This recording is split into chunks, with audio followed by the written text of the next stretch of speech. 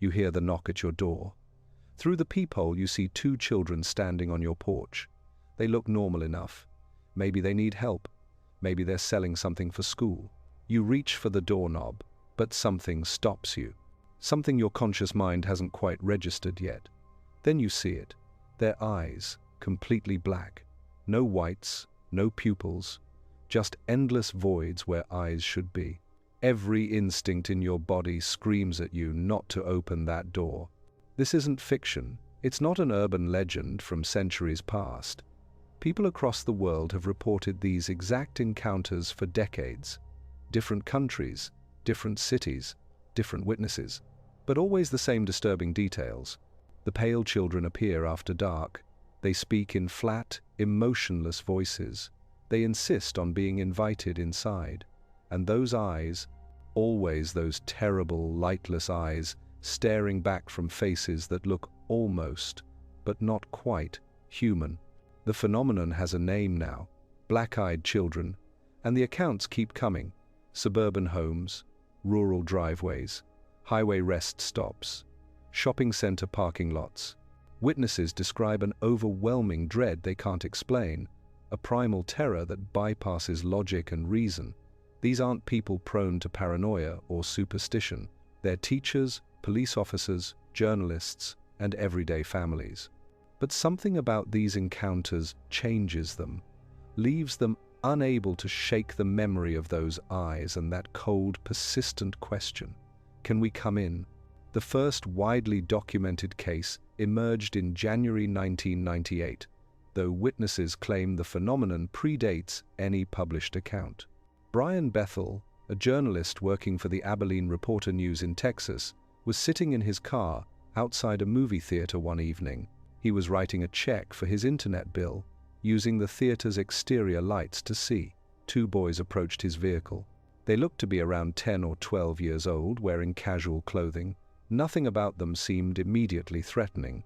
One knocked on the window. Bethel lowered it part way. The boy asked for a ride home.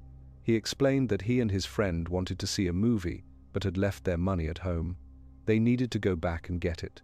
The request seemed innocent enough, but Bethel felt something was deeply wrong. He couldn't articulate why. The conversation continued, and the boys became more insistent. They needed to get into his car. They kept repeating this.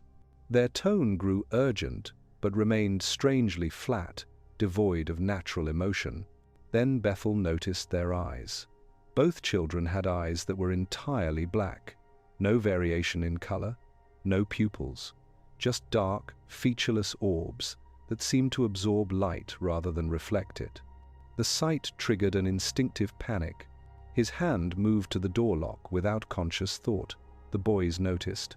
One of them said they couldn't come in unless he gave permission. The phrasing struck Bethel as bizarre.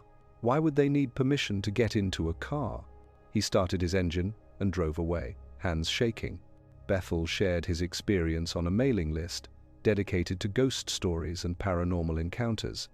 He expected skepticism, perhaps some ridicule.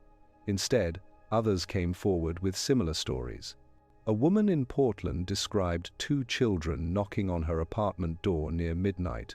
A man in rural Vermont reported finding a pair of kids standing motionless in his driveway.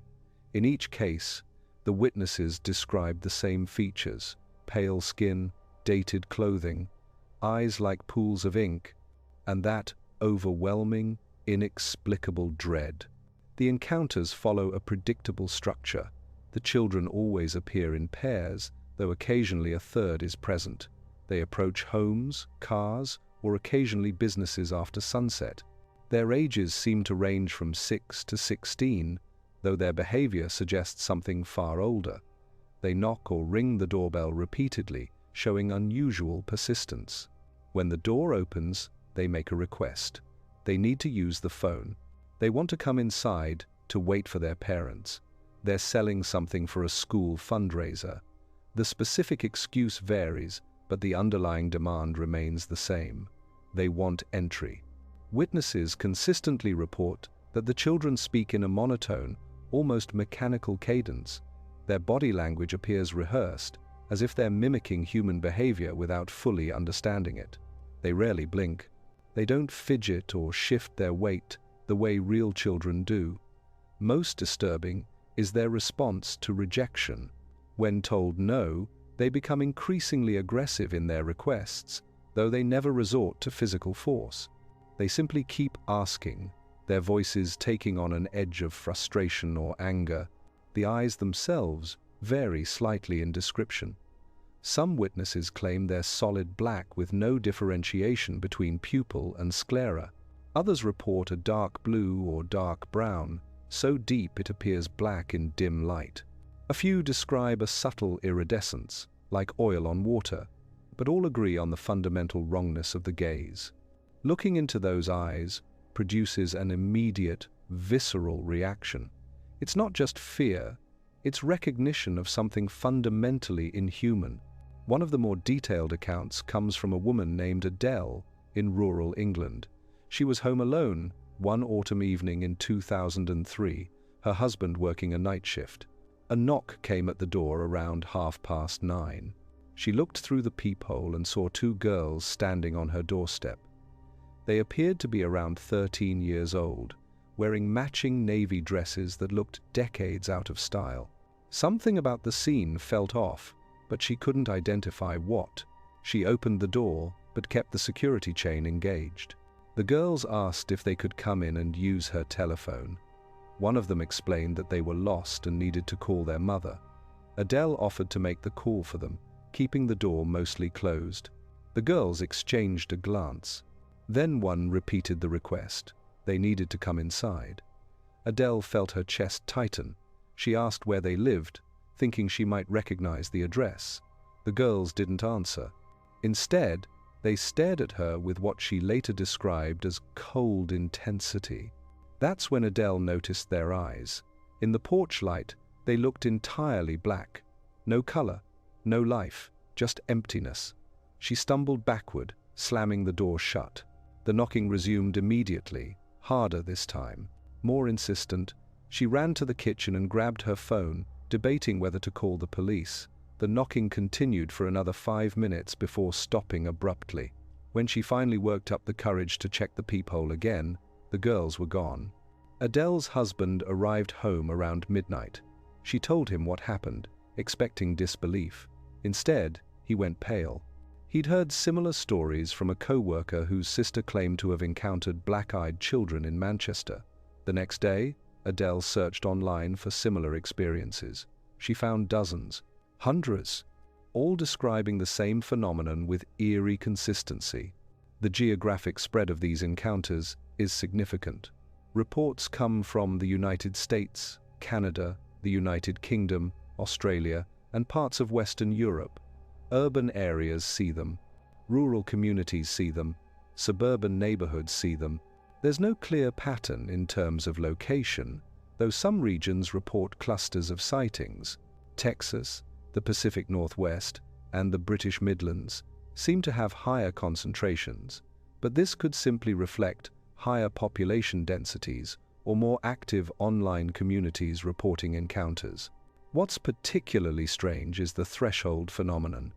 Multiple witnesses report that the children seem unable or unwilling to enter a home without explicit permission. They stand at doorways, waiting. They grow frustrated when denied entry but never force their way inside. This detail has led some researchers to compare the encounters to vampire folklore, where the undead supposedly cannot cross a threshold uninvited. Others dismiss this as pattern-seeking, arguing that the children are simply respecting social boundaries the way any trespasser might. A man named Thomas from Vermont had an encounter that highlights this behavior. He was working in his garage late one evening in 2007 when two boys appeared at the open door. They looked about 14, wearing jeans and plain shirts.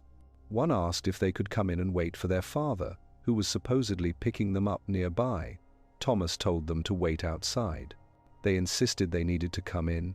He repeated his refusal, growing annoyed. The boys didn't move. They just stood at the threshold, staring.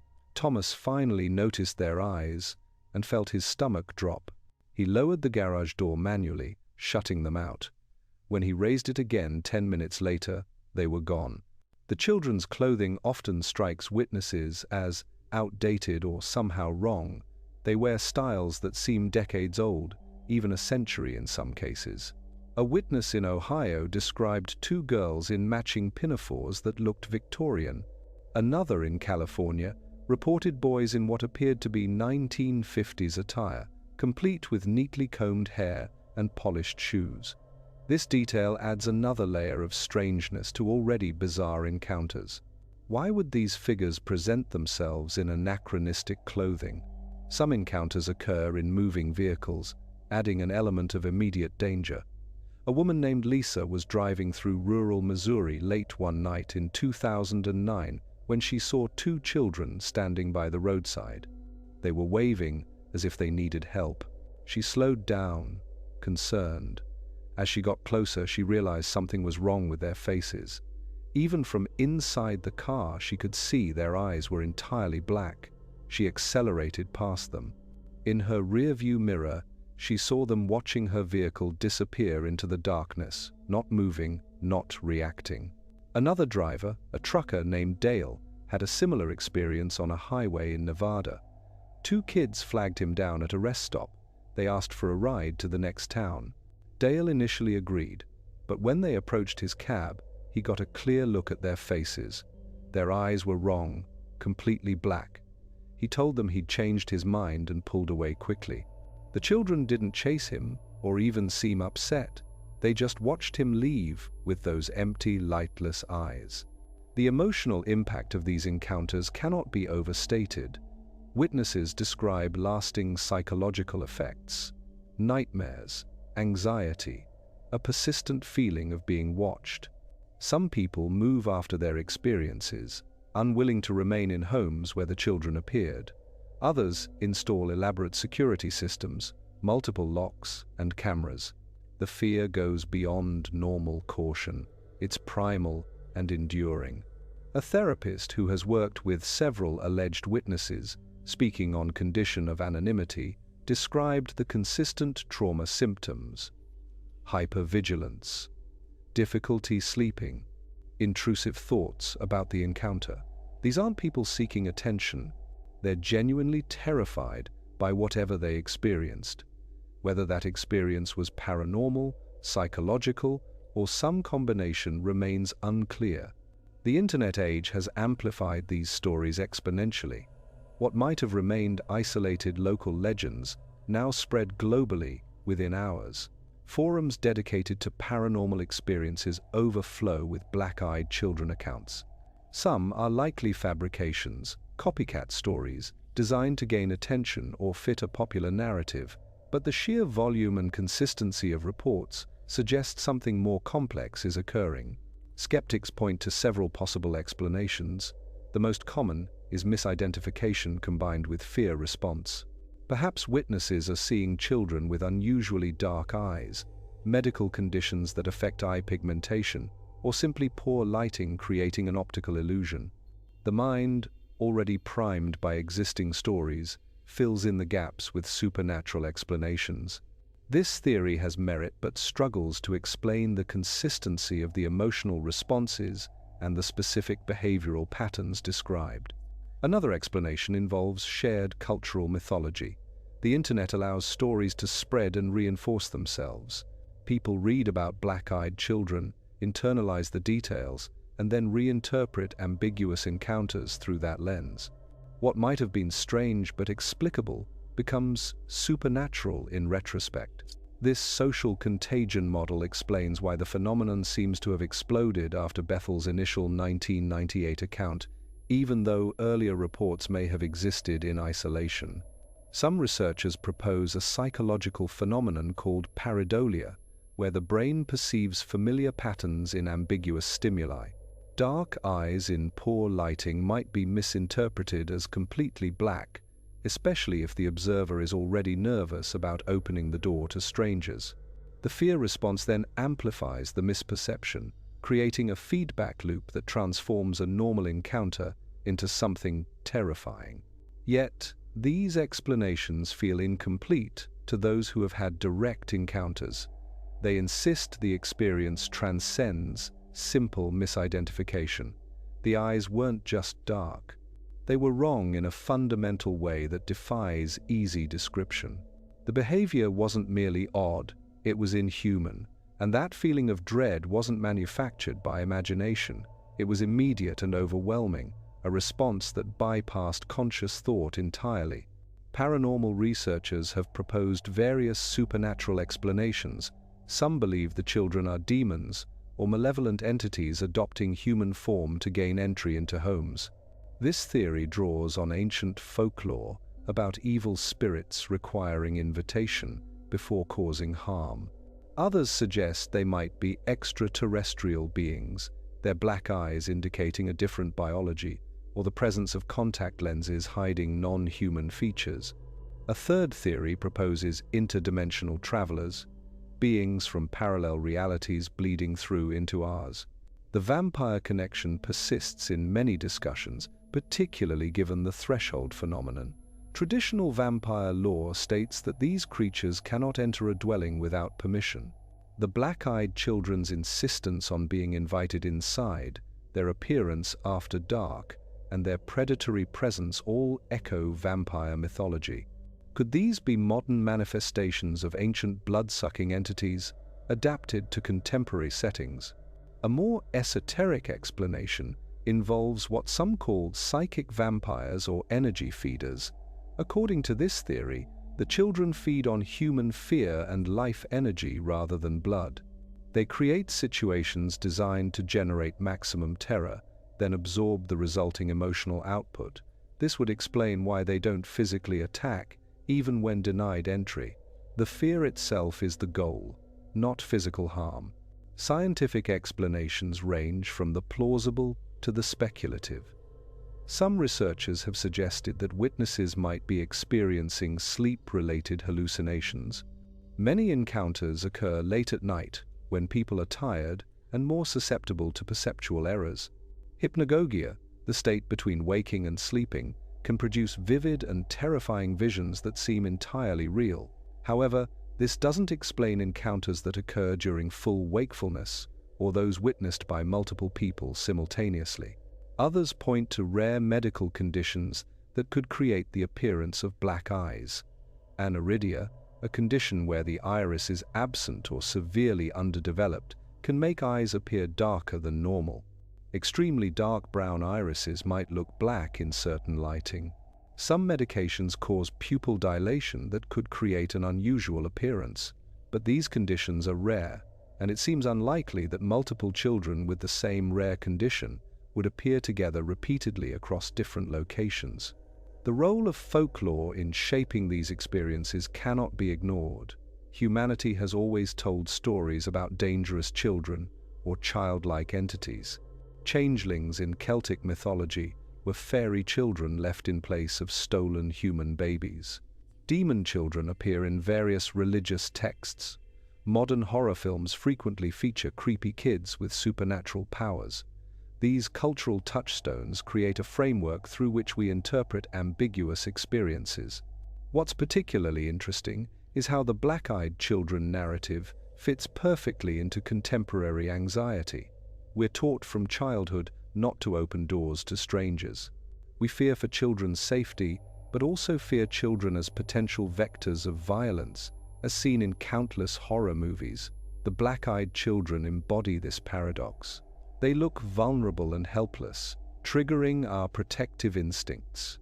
But they're also deeply threatening, violating our expectations of how children should behave. A sociologist studying urban legends suggests that black-eyed children represent modern fears about the breakdown of community and trust. In an age where we don't know our neighbors, where children are simultaneously overprotected and feared, where strangers might be dangerous, this legend encapsulates multiple anxieties. The children at the door could be innocent kids needing help, or they could be something else entirely. How do we know? How can we trust? One particularly unsettling aspect of the phenomenon is the lack of photographic or video evidence. In an era where nearly everyone carries a camera, where doorbell cameras are commonplace, we should have clear footage of these encounters. Yet, no verified photos or videos exist. Skeptics point to this absence as proof that the encounters are either fabricated or misidentified. Believers counter that the presence of the children might interfere with electronic devices, or that the sheer terror of the moment prevents witnesses from thinking to document it. Several witnesses report technology malfunctions during their encounters. Phones freeze, cameras won't activate, electronic locks fail. A man in Florida claimed his doorbell camera stopped recording the moment two black-eyed children appeared on his porch, resuming only after they left. He checked the footage and found a gap of exactly 12 minutes. The camera showed nothing wrong mechanically. It simply hadn't recorded during that specific time frame. The aftermath of these encounters often includes secondary experiences. Witnesses report seeing the children again, sometimes in crowds or passing vehicles. They describe recurring nightmares featuring those black eyes. Some claim to hear knocking at their doors in the middle of the night, but when they check, no one is there. This could indicate genuine paranormal attachment, or it could reflect the lasting psychological impact of a traumatic experience. A woman named Patricia had an encounter in 2011 that stayed with her for years. Two boys appeared at her door one evening, asking to use her phone. She noticed their eyes immediately and refused. They left without argument. But for the next 3 months, she would occasionally see them, standing at the end of her street, sitting on a bench near her office, always watching, never approaching. She eventually sought help from a paranormal investigator who performed what he called a cleansing ritual. Whether it worked or the children simply lost interest, Patricia stopped seeing them afterward. The question of intent haunts every discussion about black-eyed children. What do they want? Assuming they're real, and not simply misidentification or mass hysteria, what is their goal? The most common theory is that they feed on fear, as mentioned earlier. Others suggest they're scouts for some larger entity or organization testing humans for weaknesses. Some believe they're collecting souls or life energy. A few think they might be warnings, harbingers of something worse to come. What's clear is that they don't seem to want physical confrontation. They could force entry in many cases, but choose not to. They could attack victims who are alone and vulnerable, but don't. This restraint suggests either moral limitations, similar to vampires requiring invitation, or perhaps a more calculated approach. Maybe forcing entry would break whatever rules govern their existence. Maybe they need willing participation to achieve their goals. The children's language often includes specific phrases that recur across different encounters. They need to come inside. They won't hurt you. Their parents are coming soon. These stock phrases feel scripted, as if the entities are following a protocol they don't fully understand or have learned from observing human interactions. This mechanical quality reinforces the impression that something non-human is mimicking childhood rather than genuinely being children. One witness, a retired police officer named Marcus, described an encounter that highlighted this artificial quality. Two kids came to his door selling candy for a school fundraiser. He's dealt with plenty of actual school fundraisers, so he started asking basic questions. What school? What organization? How much per item? The children couldn't answer coherently. They kept returning to the same script. They needed to come inside. He could buy candy once they were inside. When he pressed harder, they simply stared at him with those black eyes until he closed the door. Geographic clusters of sightings sometimes correlate with other paranormal activity. Areas known for UFO sightings occasionally report black-eyed children encounters. Locations with histories of hauntings or unexplained disappearances see them. This has led some researchers to propose that certain places are paranormally active, serving as thin spots between our world and something else. The black-eyed children might be drawn to these locations or able to manifest more easily there. A small town in Oregon experienced a wave of sightings over a 6-month period in 2015. Multiple residents reported encounters with the same two children, always a boy and girl around 10 years old. The descriptions were identical across different witnesses. Same clothing, same appearance, same black eyes. Local police took reports, but found no missing children matching the descriptions. The sightings stopped as abruptly as they began, with no explanation offered. The law enforcement response to these reports varies widely. Some officers take them seriously, filing reports and investigating. Others dismiss them as pranks or delusions. A few departments have noticed patterns, multiple calls about strange children in short time periods, but lack any way to pursue them. What crime has been committed? Knocking on doors isn't illegal. Being creepy isn't illegal. Even if officers wanted to investigate, what would they look for? One detective in Utah became fascinated by the phenomenon after handling several reports. He started collecting data, mapping encounter locations, looking for patterns in timing and witness demographics. He found some interesting correlations, but nothing conclusive. The children appeared to avoid cameras and well-lit areas.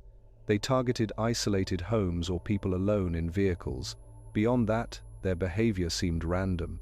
His department eventually asked him to focus on conventional cases, but he still maintains his files, hoping for a breakthrough. The internet has become both a blessing and a curse for understanding this phenomenon. On one hand, it allows witnesses to connect, share experiences, and find validation. Forums provide space for people to discuss encounters without immediate ridicule. Researchers can access a wealth of accounts quickly, looking for patterns and consistencies. On the other hand, it also enables hoaxes, encourages embellishment, and creates echo chambers where beliefs reinforce themselves regardless of evidence. Determining authenticity of any single account is nearly impossible. People lie for attention, they misremember details, they get influenced by other stories they've read.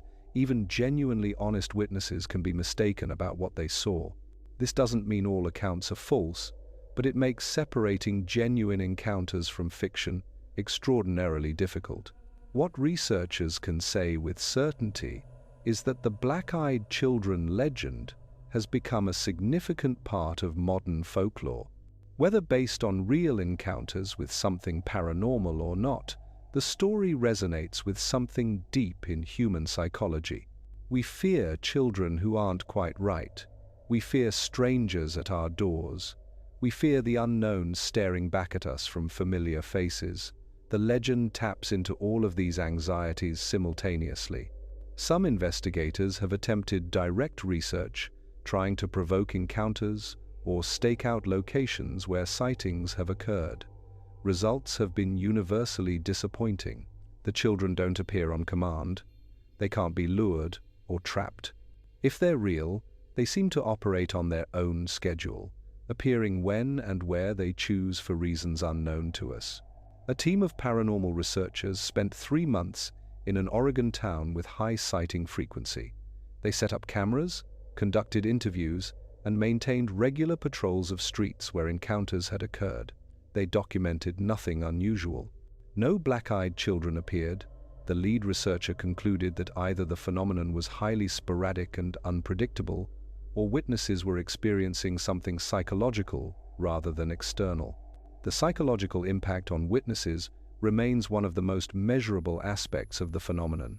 Whether the children are real or not, the fear they generate is absolutely genuine.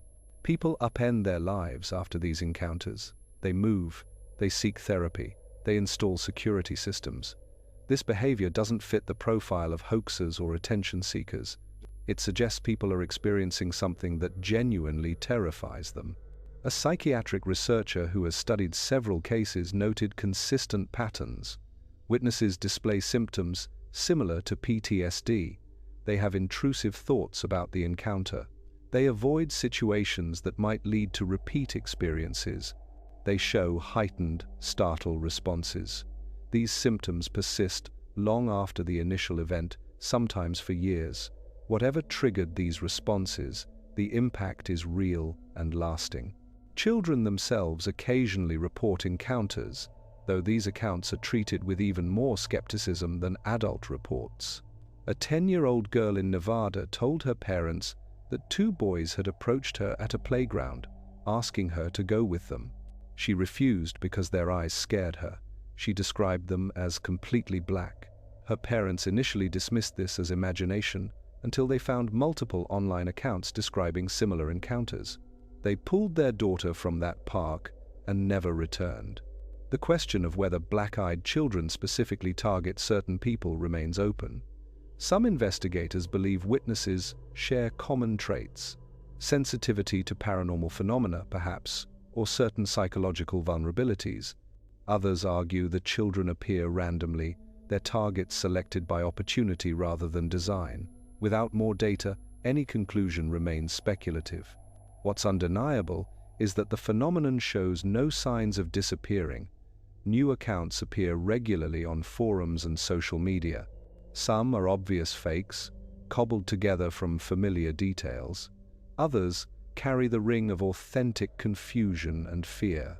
People continue to report opening their doors to find pale children with empty black eyes staring back at them, asking the same question they always ask: "Can we come in?"